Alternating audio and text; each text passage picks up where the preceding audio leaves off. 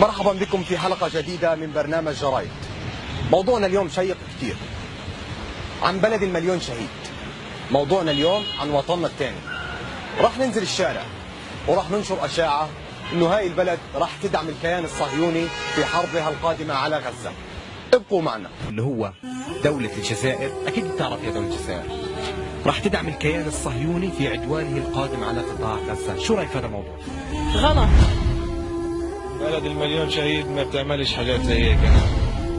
هذا كلام لا يمكن أن يصدق إلا إذا قيل إنه إبليس سيدخل الجنة بدون حساب أو عذاب.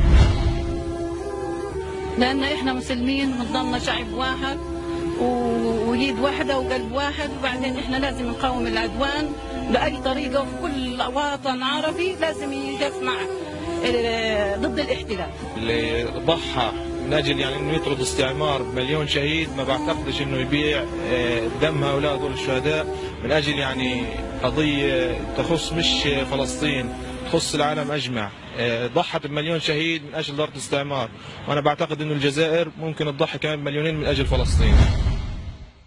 يعني هذا الكلام مستحيل. يستحيل، لأن في التاريخ والحب العظيم شعب الجزائري. أنت حدثت أنا كطبيب فلسطيني ابن غزة عن الجزائر، والله قد ينتهي عمري قبل أن ينتهي حبي وتقديري وولائي لهذا الشعب العظيم. اكيد حد بنزله بشكل عفوي او بشكل غلط او بده يعمل فتنه او اي حاجه، لكن دوله الجزائر مستحيل من سبع المستحيلات. انا خريج الجزائر، تمام، درس في الجزائر. تمام. فكيف دولة الرئيس الشهيد رحمة الله عليه هواري بومدين بيقول نحن مع فلسطين ظالمة ومظلومة في الجمعية العامة للأمم المتحدة وبدها الجزائر تدعم. ايش تحكي انت؟ أنا قريت الخبر هذا الصبح. مستحيل هذا الكلام، لا فيش منه. دولة الجزائر هي دولة فلسطينية اصلا، احنا اخوة مع بعض، وطول عمرها تدعم القضية الفلسطينية والشعب الفلسطيني. تيجي اليوم تحكي لي تدعم الحرب على غزة؟ أنا مش أنا اللي حطيت الخبر، أنا بقول لك قاري الخبر. هذا اعلام صهيوني، اعلام الصهيوني هذا بحاول انه يشوه سمعة فلسطين والجزائر مع بعض، لكن الجزائر طول عمرها هي داعمة للشعب الفلسطيني. الجزائر تعتبر قبلة الثوار. الشعب الفلسطيني هو من أقام دولة الجزائر في القاعة البيضاوية في 15 نوفمبر 88. بدك الجزائر اللي تقف مع فلسطين ظالمة ومظلومة تقف مع الكيان الصهيوني ضد قطاع غزة أو فلسطين؟ صعب. صعب؟